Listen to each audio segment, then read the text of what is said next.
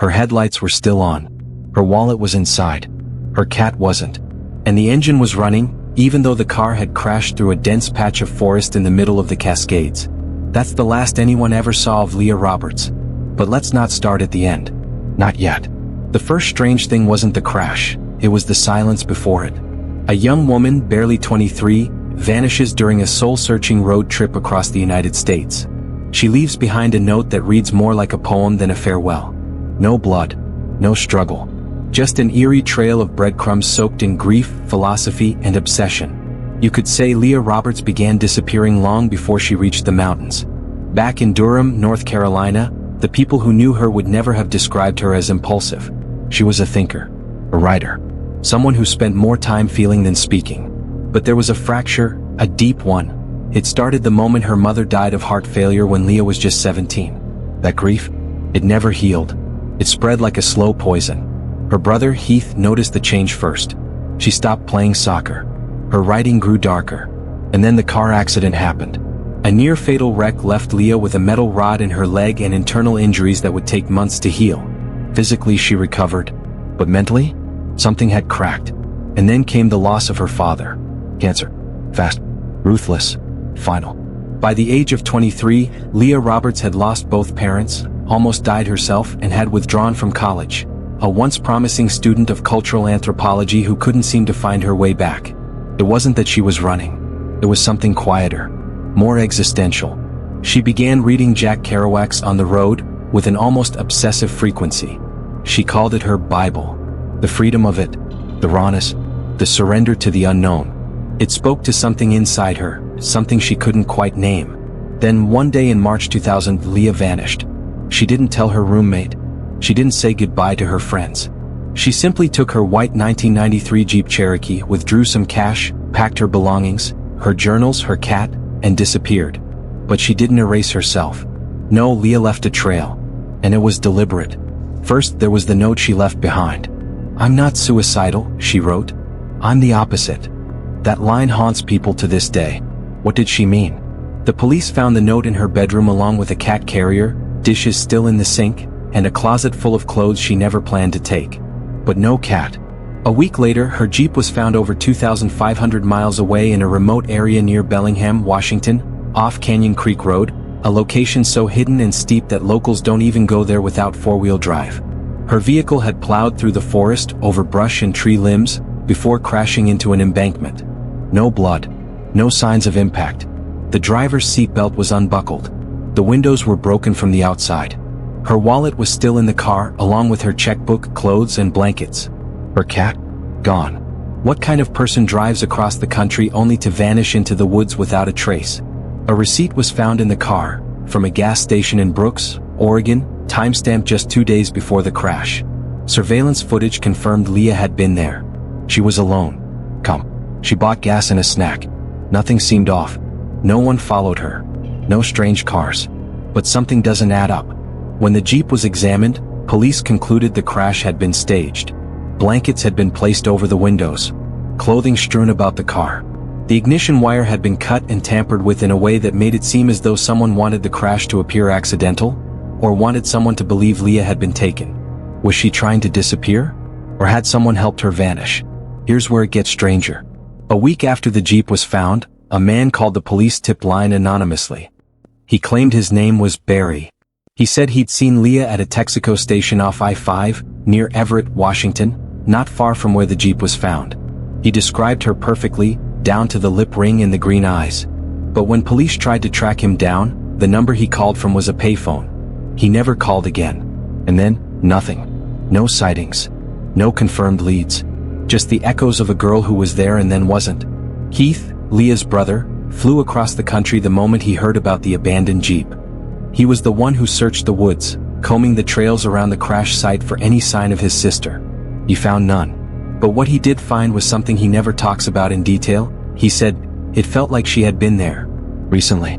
Like we missed her by hours." For weeks, the community searched. Flyers went up. Psychics were consulted. Police brought in cadaver dogs. Nothing. And yet, to this day, there's no body. No physical evidence of Leah's death. No confirmed signs of foul play. She simply evaporated. But what if that's exactly what she wanted? We often imagine disappearances as violent, sudden. But what if the most haunting ones are those that are quiet, intentional? A vanishing not out of fear, but out of hope? Some believe Leah went into the forest to start a new life, off-grid, among the trees, somewhere her pain couldn't follow. Others say she met someone on the road, someone who lured her into danger. A drifter, a predator, a fellow lost soul. Then there's the theory that Leah suffered a mental break, that she had a vision, perhaps spiritual, perhaps chemical, and walked into the woods chasing a truth only she could see. The truth is no one really knows. But we do know this: Leah's journey wasn't random. Her route matched the path of Jack Kerouac's Dharma Bums, a novel about seeking enlightenment in the solitude of the mountains. And Bellingham? That's where the book ends. It was as if Leah followed the story to its last page, and then wrote her own. There's one last thing. Months after the disappearance, a woman came forward. She claimed she had picked up a hitchhiker matching Leah's description near Mount Baker. The woman said the girl was barefoot, dirty, but peaceful, like someone who had let go of something heavy. When shown a picture of Leah, the woman hesitated, then nodded. "That's her," she said. "That's the girl I picked up." But no other witness confirmed it. No surveillance. No footprint. Just another ghost in the fog. If Leah is out there, she's chosen silence. She's chosen distance. And if she's not, then the woods took her. Just like they've taken so many others. Before we continue, take a moment to consider something. If someone you love disappeared without a trace, how far would you go to find them? Would you search the mountains? Would you believe the strangers? Or would you accept the silence? Leah's story isn't just about a girl who vanished, it's about the people left behind. The ache of not knowing. The madness of unanswered questions. So don't go anywhere. Because what happens next changes everything. Watch till the end. Because the next piece of this puzzle is not what you think. They found a blanket in the trees. Not far from the crash site, maybe 100 yards uphill, someone had laid it out carefully beneath a cluster of cedar trees. It wasn't tossed or abandoned. It looked intentional. Like someone had been there, waiting, or watching. Searchers described the area as eerily quiet. No animal tracks. No garbage. No signs of a struggle. Just the blanket, a few wrappers, and a cigarette, but the kind Leah never smoked. But that's the thing with disappearances like this. They don't scream.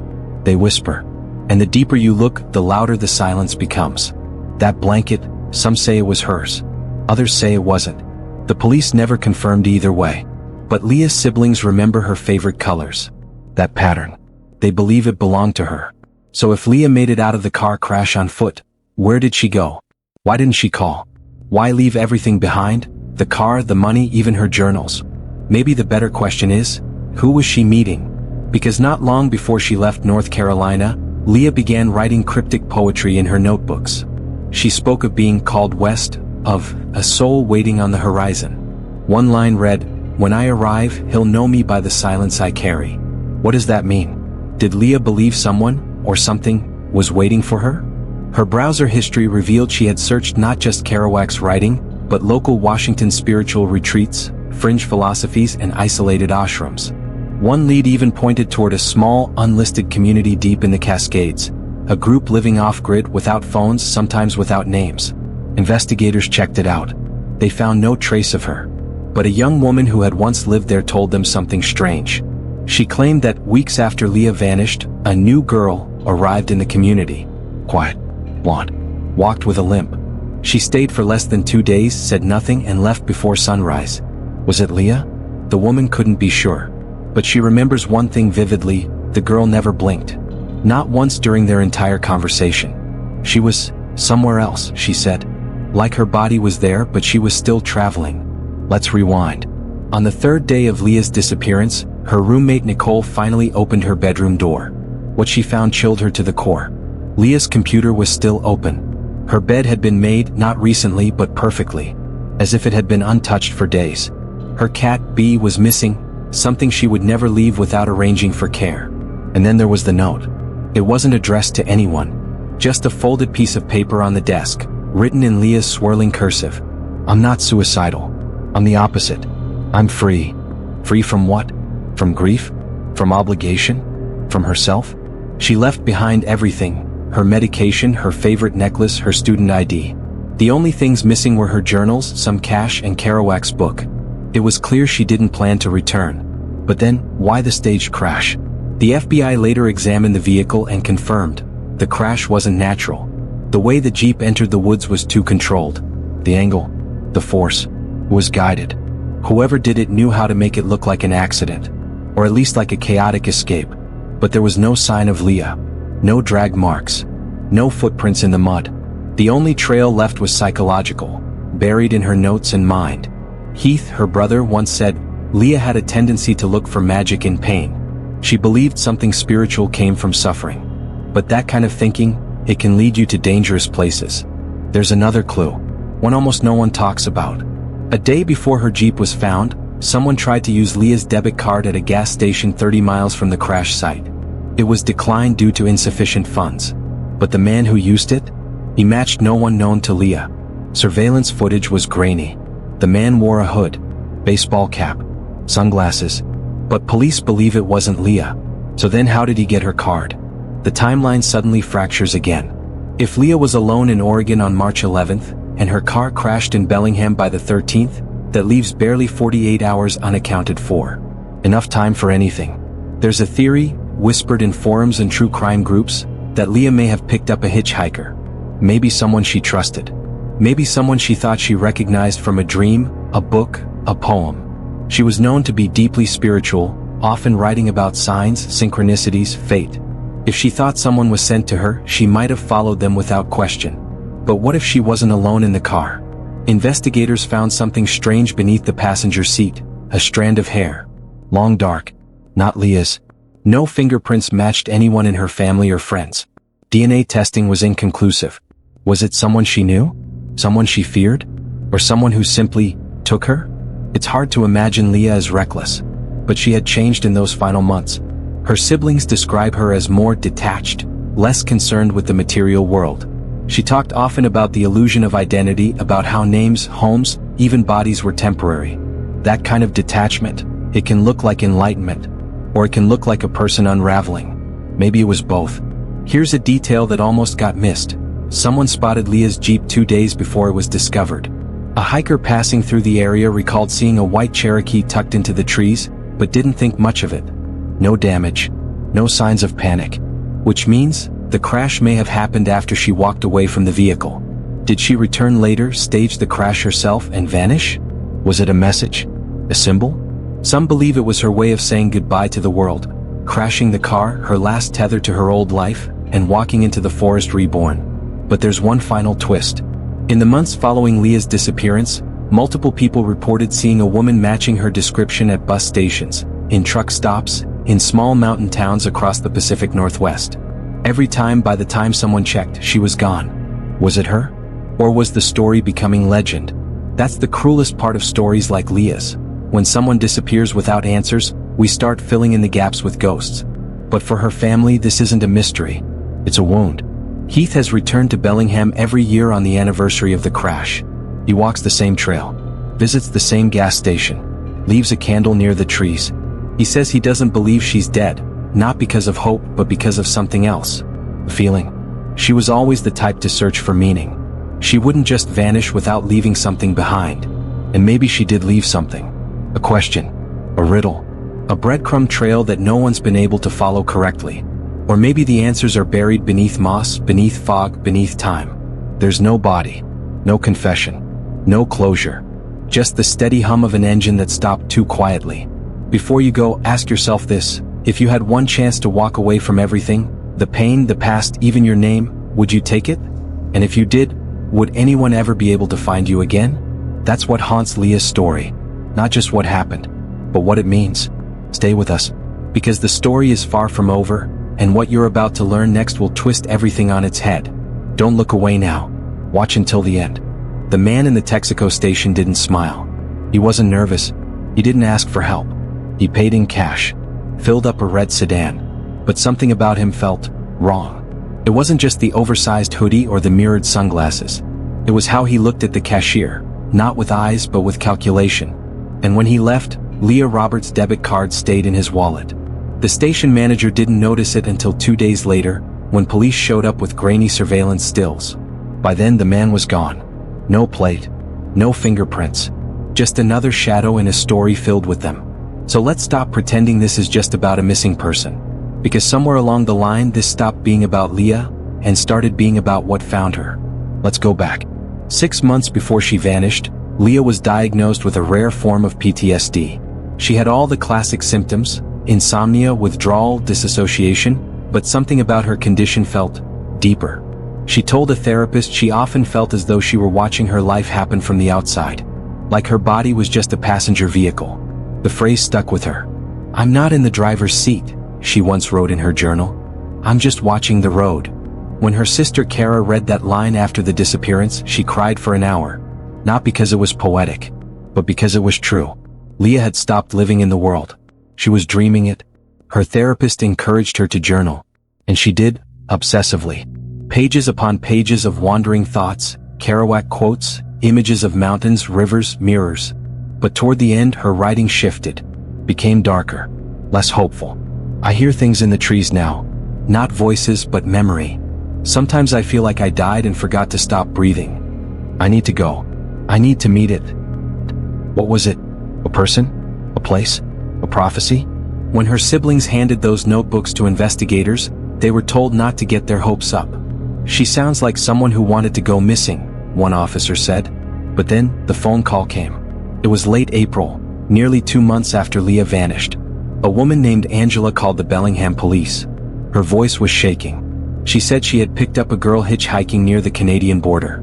The girl was barefoot, dirty, but calm, almost serene. She introduced herself as Leah, with an I. She said she didn't have an ID, no family.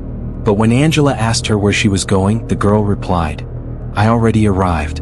Angela dropped her off outside a cabin supply store in Glacier, Washington, a place that doesn't even have a traffic light.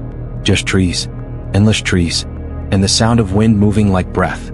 By the time police followed up, the girl was gone. Was it Leah? Angela swears it was. "I saw her photo online," she said. "That's the girl." But her eyes, they didn't look like the ones in the pictures. They looked older, as if something else had taken root behind them. That wasn't the only sighting. In early May, a man hiking along Cougar Divide Trail claimed he saw a blonde woman emerge from the forest wearing a brown poncho and carrying a notebook. When he asked if she needed help, she smiled and said, "I'm waiting for my name to change." He thought she was on drugs, maybe lost. But when she turned and walked away, barefoot through pine needles and ice, he shivered. She didn't leave footprints, he later told reporters. And maybe that's the part people can't accept. Because if Leah had simply been taken, if there had been a struggle, a weapon, a crime scene, it would make sense. But what if she wasn't stolen? What if she walked? What if she chose oblivion? That's a theory even her family struggled to accept. Her brother Heath once said, "We all want to believe she's still out there. But if she is, why hasn't she called?" The answer may lie in her mental state. In the weeks leading up to her disappearance, Leah reportedly told a friend she believed the universe had been giving her signs. Birds hitting windows, lights flickering at night, dreams of being pulled out of her body. She called them exit signs. And then she disappeared. Now about that man. The one from the Texaco station. Investigators believe he tried to use Leah's debit card 2 days after the crash. But there's no proof he ever met her. No proof he didn't either. But that wasn't his only appearance. Because 2 months later, another woman came forward, a hotel clerk near Mount Vernon. She claimed a man matching that exact description. Hoodie, sunglasses, red car, checked into a room using cash. When asked for ID, he slid a folded note across the desk. It read, "I'm not staying. I'm looking for someone." The clerk asked who. He replied, "The girl who walks like her legs hurt." That detail. Her leg. Leah had permanent damage from a previous car accident. A rod inserted into her femur. She limped slightly when she walked. That information was never released to the public. So how did he know? The room he stayed in was empty the next morning. Nothing left behind except for a torn page from Dharma Bums, the final paragraph. "I suddenly understood that all the things are all right forever and forever and forever." The page had been underlined in red, just like Leah used to do. Was he following her? Or was he following what she left behind? There's a darker theory.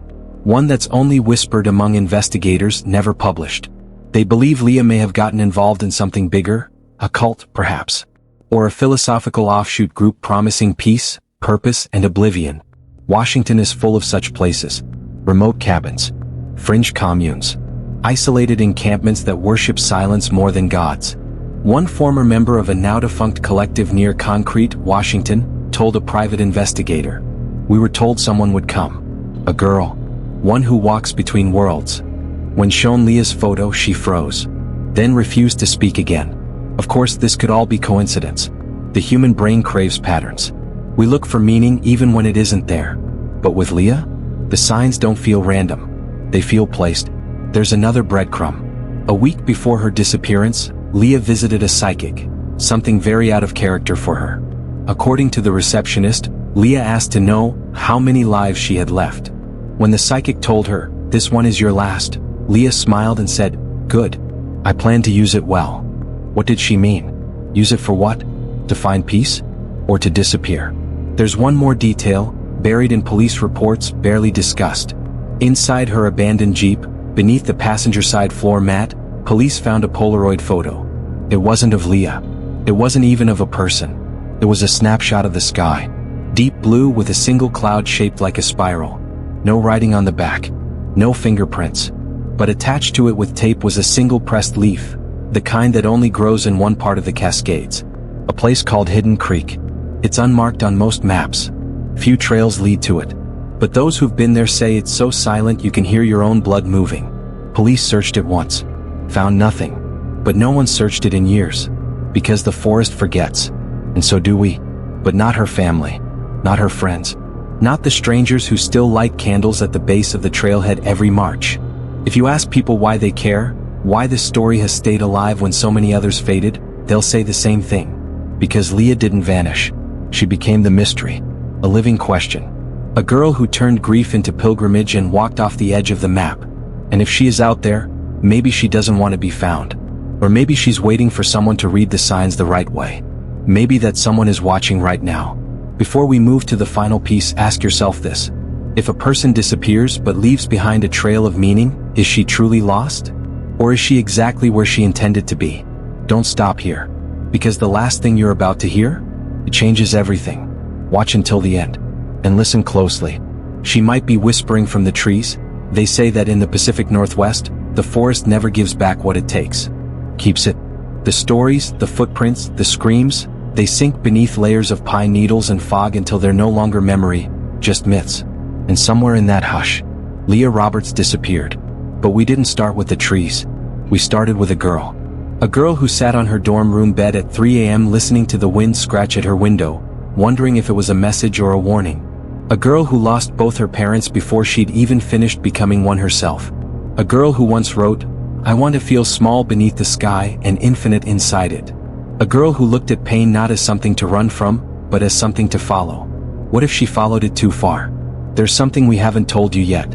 Something the family debated sharing publicly. But in 2006, 6 years after Leah vanished, Heath received an envelope. No return address. No handwriting. Just a blank envelope postmarked from Everett, Washington. Inside was a single item. One of Leah's earrings. It was distinctive, handmade, sterling silver with an abalone shell. Her mother gave it to her on her 17th birthday. Leah never traveled without it. And just like that, the silence broke. No note.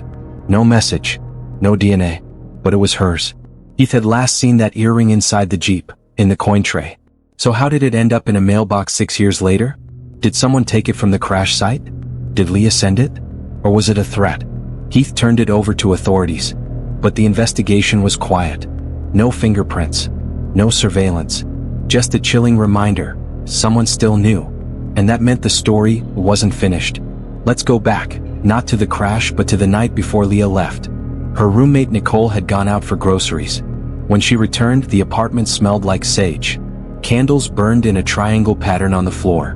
Leah was sitting cross-legged in the dark, eyes closed, speaking under her breath. When Nicole asked if she was okay, Leah opened her eyes and smiled. "I'm not staying," she said. Nicole thought she meant moving out, taking a trip. But Leah meant something else. That night, she deleted several files from her computer. Personal photos, email drafts, her travel plans. But one folder was left untouched. It was titled Arrival. Inside it was a single audio file. A voice memo. Leah's voice. Quiet. Steady. She says, "If you're hearing this, I made it. I don't know where this path leads, but I needed to take it. I'm not lost. I'm just not where you are anymore." Then silence. The file ends with 32 seconds of ambient sound, wind, birds, and what sounds like distant footsteps on gravel. No one knows why she left that behind. But maybe she wanted someone to hear it. Or maybe she wanted someone to follow. There's another piece. A hiker named Nolan came forward in 2012. He said he'd gone off-trail near Hidden Creek, the area where that spiral cloud Polaroid seemed to point. He claims he found a small cave hidden behind a collapsed tree. Inside he found something strange. A pile of books. Molded, weather-damaged, but readable. One of them? A copy of On the Road with pages underlined in red. Another? A personal journal with pages torn out. He took a photo.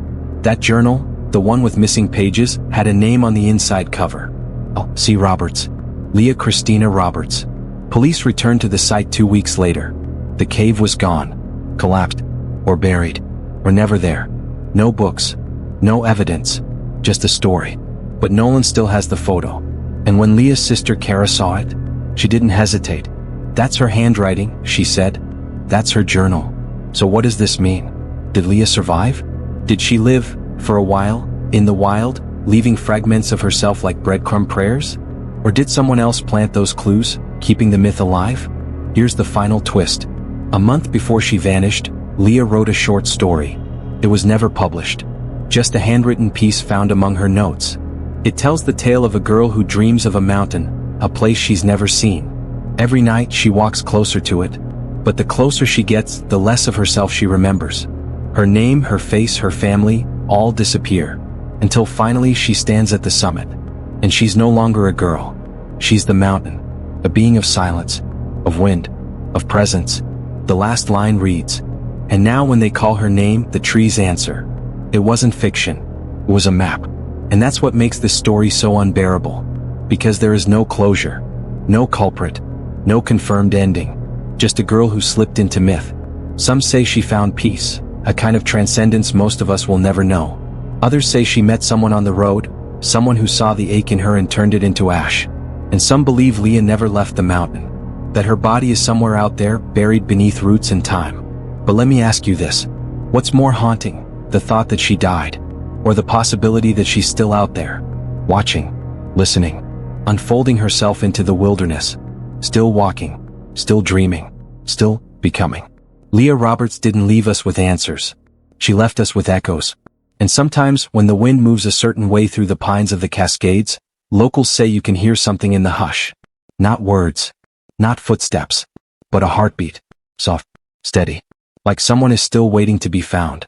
Before you go, think about someone you've lost, not to death but to distance, emotion, silence. What would you give to find them again? And what would it mean if they didn't want to be found?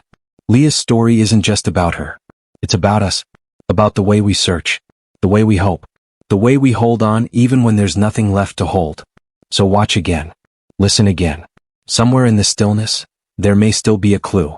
And if she's still out there, Leah, if you're listening, we never stopped looking.